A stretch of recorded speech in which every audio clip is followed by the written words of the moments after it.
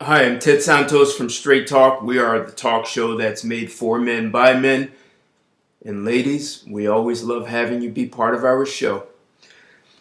And today, I'd like to have you to myself. I'd like to have a very important topic about relationships.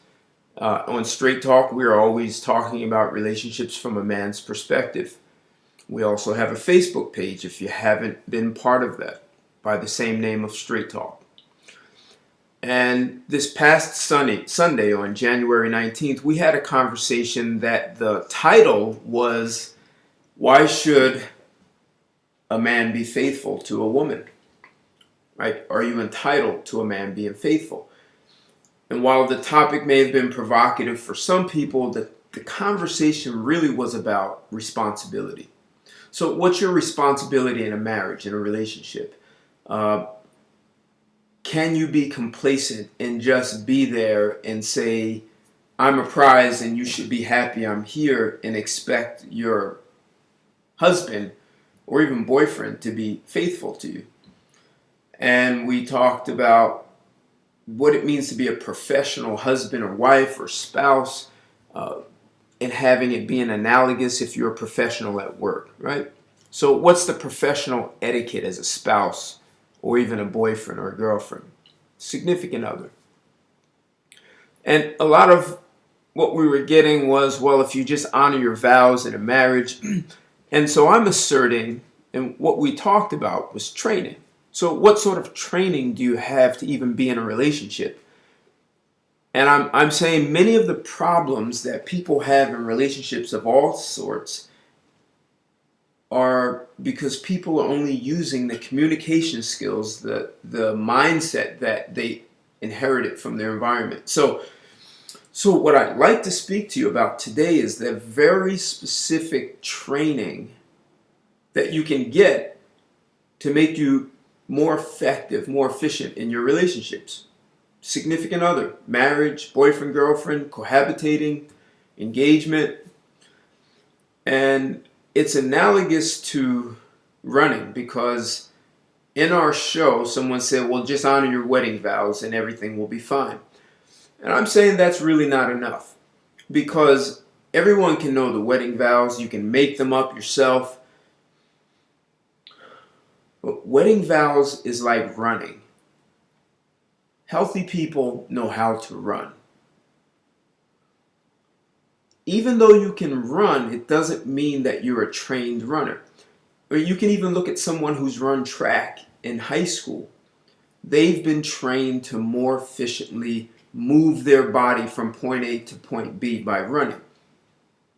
And if you look at a college track runner and an Olympic track runner, all become more efficient as they move up from high school up to the Olympics to become more efficient. And you even hear about some of these Olympic superstars talking about training to take 0.2 of a second off of their running. Why? Because they have a coach that can help them become more effective. So what are the benefits of having someone who can coach you through a relationship? Even though you know how to have a relationship, but it's no different than knowing how to run. How efficient do you run? The average person who's just running down the street is usually very inefficient. You can spot someone who's trained at running. And for me, I've run track, and I know when I see another person who's run track. So once you're trained, you can more easily discern another person who's been trained, and it makes it easier to choose someone who's compatible with you. So today I've compiled the top 10 list of things that you should be doing if you want to be really good in relationships. Now, if it's just you, that's good. But if you're both trained, you'll be two professionals. And I'll just say quickly, part of that is because on our show we talked about how even if you both come from two-parent homes, in our show, we talked about how the man came from parents who didn't argue, and the woman came from parents who argued to deal with conflict. Well, when this now man and woman from these two different homes come together, their mindset in how to resolve conflict is so different that it creates conflict.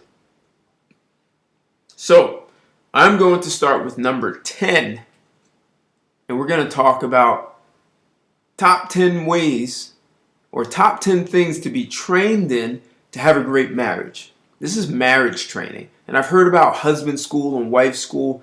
This is the place to go to get training together, both of you. So you both have the same tools. So I'm going to add a little sound effect. Number 10 of the top 10. Number 10. Time management. So you must learn to manage your time, the time you spend alone and apart. So you control what happens in your life. And if you only let life control what happens in your life, then you'll be talking about being a victim of life.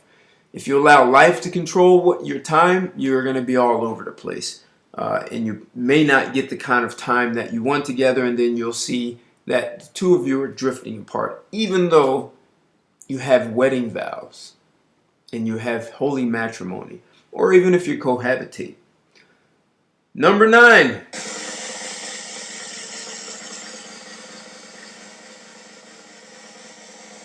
How to learn from your spouse. So this requires effective communication from both of you. It also requires you to care about your spouse and what they do outside of your relationship, and what are the things they do that could add value to the two of you. So it's important to know what happens in your spouse's life, because one, they're the most important person in your life. If they're not, who is? And so your spouse may have a profession that you could learn from that could add value to your personal life or even your professional life. Your spouse may be a great networker, and they may have a network that they can give you access to that adds value to you. There are lots of different ways your spouse can add value to you. It could be in health, it could be in any kind of wellness, mentally, physically, financially, how you look at children, lots of things. So that's number 9. Number 8. You're going to like number 8. Sex. It's great. Great sex has more to do about your attitude towards sex. You can perform all the sex tricks in the world. If your attitude about sex is negative, there's a good chance your spouse is unfulfilled. So being able to really talk about sex and your attitude and how you feel about it, and getting the two of you to be aligned. Sexual compatibility is really important. It's one of the major reasons for divorce. So sex and your attitude about it, your mindset about sex is important. And here in the United States, people kind of take for granted that the rest of the world views sex the way people do here. The U.S. was founded on a Puritan culture, very restrictive, very suppressive. And that is still at the foundation of United States culture. And it has seeped into the sexuality of people. Many people attempt to overcompensate and say, well, I do all these freaky tricks and all that, except you're just a freak with a Puritan mindset. It can be very prudish. So one of the things that could help is being able to freely and openly talk about sex and what you want to experience and what you have experienced and what you haven't, being able to talk about it. So sex is critical. And it's also critical in the physical and mental well-being of the two of you and your own intimacy, even though you can have intimacy without sex. But sex without intimacy is not as good. Number 7.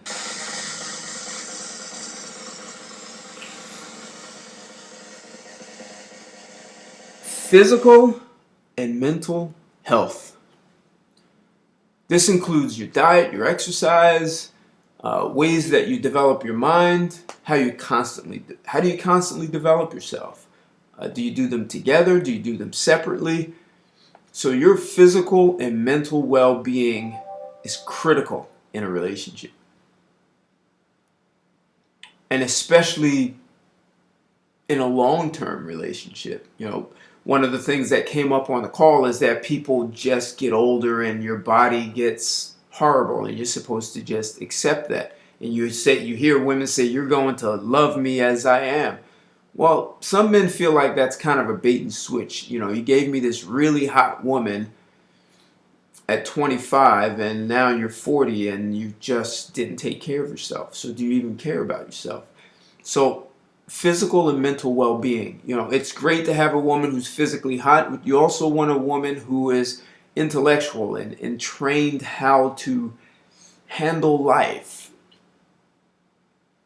This is important if you're going to grow together. So physical and mental health is number 7. Number 6. Oh.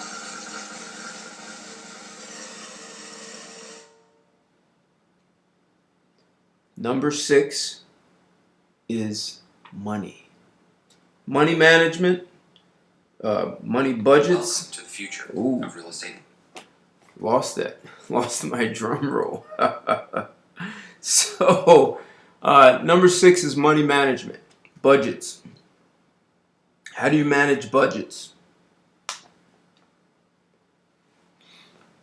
little distraction, breakdown there, huh? That's one other thing to deal with. Budgeting. What are you building? Legacies. How do you plan? How do you save? Education, not just for yourselves, for your children, for your health, generational wealth. Do you put all your money into one pot? Or do you look at my money is my money and your money is my money? You hear about that sometimes. And does that really work? And I'm going to do something here. So, yes, a little distraction. I apologize. So, are you keeping money in a stash? Is that your exit strategy in case things don't work out in the marriage? Or are you full in 100% committed to that marriage and all the money goes into one pot? You create budgets together, you talk about these things just like you talk about sex and you talk about your physical and mental well-being. You talk about money, how it's managed, how it's budgeted for vacations. Is it all in one pot and this is the family's money? Are you working as a unit, a unified unit, and money is part of that unit? So how do you manage that? And number 6 is money. That's a really important one. Number 5, responsibility. Now, you're responsible for what you think, say, and do, not your spouse. So no one can make you think anything. So if you claim that they were getting you upset, and so this is a difficult one because people often say, you made me feel this, you made me do this, this is your fault. We use blame and get to play the victim. But when you understand responsibility in the context in which I'm saying, then no one can make you feel anything. No one can make you do anything. You are responsible for what you think. And that includes not just your significant other. If you're trained in this, that affects how you engage your family, your friends. You're responsible for everything, including how you manage your money. You cannot blame the other person. So responsibility takes on a huge context and a huge part of your life. So responsibility is number 5, and it's so big that I probably couldn't even do it justice here. So I'm going to move on to number 4.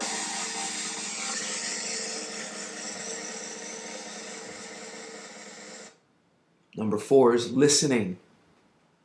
Most people never listen, even though it's the most important part of communication. Listening. People either listen to respond, which automatically says if you're listening to respond, you're listening to what's happening in your head instead of what's being spoken to you, communicated to you, what's occurring in your world around you. And oftentimes people are, not often, 100% of the time, all people, and I'm saying all, they listen to interpret what you're saying. And often your interpretation of what's being saying is based on what you already know in your life from your environment. It may have nothing to do with the other person, which causes all kinds of misunderstandings when technically there really was no misunderstanding. So it's so critical to make sure you're clear with the other person. And so you being responsible for what you're listening to when you're speaking to someone, or what you're not listening to because you're listening to what you're already listening to. Hope that wasn't confusing. So you can only listen to what your mind allows you to listen to. And if there are things you don't like, you may not listen to them the same way you listen to things that you do like. You may think I'm saying be more open-minded. But I'm saying be responsible for what you're listening to when you're listening to someone. Now we're going to get to the top 3. Number 3, cooperation.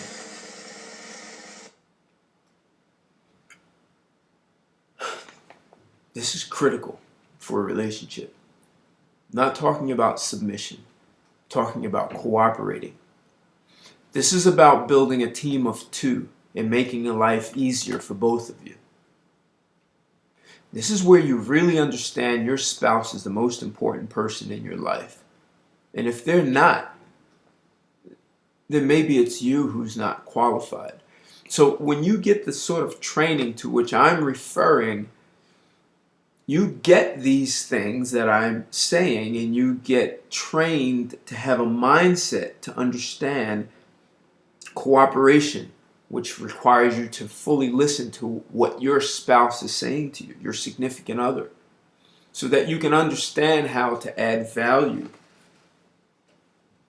And you can have all kinds of preconceived notions about what they're saying and who they are, and miss what they're saying and not understand the importance of being able to cooperate with them on specific items, whether it's money, whether it's vacation, whether it's children, or where you're going to live, or how you educate yourself or take care of your body. But when you're home or out, how do you cooperate? How do you sort of dance with one another in life? Or are you just sort of stepping on one another's feet and you never really get to dance? So this is a big one. Number 2.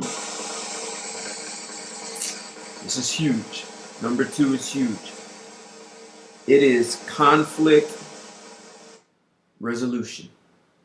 Conflict resolution. Now, the first thing people think about conflict resolution is how to deal with the other person, right?